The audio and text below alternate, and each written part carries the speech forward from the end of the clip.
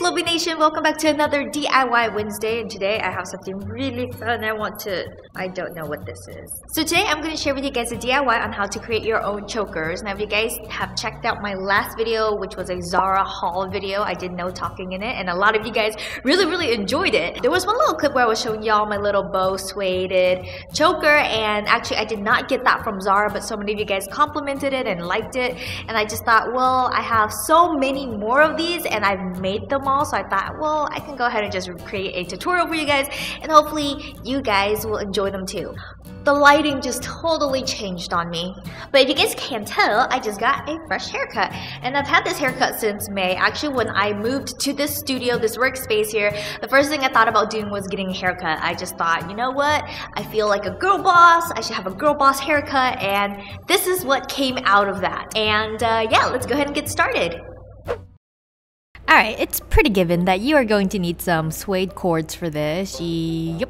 So we're going to start out with the easiest one first. You're going to cut out a piece of suede and make sure you tug on it for a little bit because when it's wrapped around that cardboard paper, it kind of gets all crinkly. Next, you'll need some beads and 2 head pins. Insert the head pin into one of the beads, snip off the excess, and create a loop-de-loop at the top. Repeat this onto the second bead as well, and you should have 2 of them that looks like this. Now to get it to look really nice, you're going to need some ribbon crimps. Place one end of the cord into the ribbon crimp and use a pair of pliers to fold down the flaps. Don't hesitate to use a little bit of muscle to really secure in the suede. Now you are going to need some tiny jump rings. Place a jump ring at the end of the ribbon crimp and then go ahead and place the bead onto the jump ring. Go ahead and repeat this on the other end of the suede cording as well. And that's it for this one. To wear this, you just simply put it around your neck and you tie a little bow.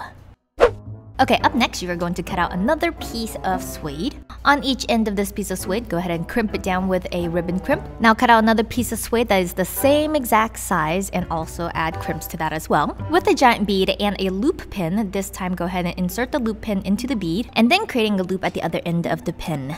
Okay, now to put it together, you're going to put the bead in the middle with 2 jump rings on each side and then connect each one of those jump rings with a piece of the suede that you crimped earlier. Next, cut out another piece of suede and make sure you crimp each end of that piece of suede as well. Okay, now with big round jump rings, I'm going to go ahead and slip a couple of these onto the second cord. Now go ahead and add 2 jump rings on each side, connecting the 2 cords together and then finishing it off with some magnetic clasps.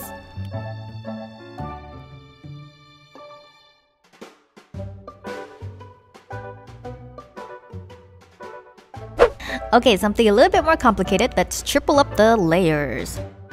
Go ahead and cut out a long piece of black cording and crimp the ends as well. Now go ahead and cut this cord right in half. You can cut it right down the middle or stagger it a little bit just like I did here. With the new fresh cut ends, go ahead and crimp those as well. Something a little different this time, you're going to need some gold chains for this. Go ahead and cut out the chain so that you have 6 pieces that are about 2 inches long. Lastly, you're going to place all of those little pieces onto a jump ring to create a chain-like tassel. Then, attach that tassel to one end of the cording. Repeat those steps so that you get 2 of them that looks like this. On the next piece of cording, go ahead and crimp the ends again. With a loop pin and a gold bead, slip the pin into the gold bead and create a loop at the other end. You're going to need some more chains to create a chain tassel, but you're going to attach that with the jump ring to the bead, and then you're going to attach the bead to the cord from earlier. Alright, lastly, cut and crimp another piece of cording, and now you're going to lay the piece of cord with the bead down, and then the longer one with the 2 tassels. Connect all 3 cords on each end with a jump ring, and yet again finish it off with some magnetic clasps.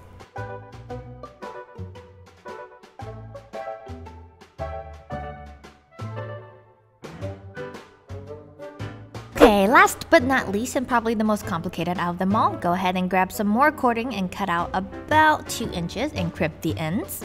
Next, you're going to need 3 jump rings for this, a large one and 2 tiny ones on each side to attach the cord to the jump ring. Now with the head pin already inserted into a bead, go ahead and attach a bead to the larger jump ring. Okay, this is getting a little complicated, but go ahead and add 2 more jump rings to the end of the suede cords and then adding a chain to it. To that, you're gonna go ahead and add another piece of cord that is already crimped at the end. And you are going to add in another chain that creates a longer loop. Just like before, go ahead and create another chain tassel. Then attaching the tassel to the larger loop at the bottom.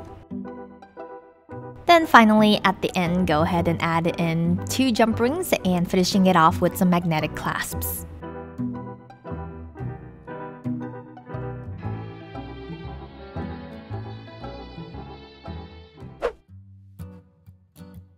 Okay, so what do you guys think of the DIY? Aren't they extremely pretty? They look like you can go to Nordstrom's and pick it up and pay $20 to $30 for a necklace. If you guys live in Houston, there's this street called the Harwin Street, and that's where I get most of my beading and finding and stuff like that. When it comes to DIY, you guys, remember that your final product is going to be a reflection of the kind of materials that you use. So obviously, if you use really crappy materials, you're gonna get a crappy finished product, unless you're like a sorcerer or something, which sometimes you can make it work if you are creative. If you guys are gonna try this out, really please send me a photo with the hashtag SLOABN to any one of my socials, Facebook, Instagram, or Twitter. I'm always hanging out on Facebook though. And then if you like this video, be sure to like it down below, share it with everyone that you know, and of course, click that subscribe button because every subscriber equates to 1 fairy dust. I eat the fairy dust, and that's what motivates me to create more DIYs for you guys. And y'all know how to end this video. Remember to always rock on, Sloabies. Bye!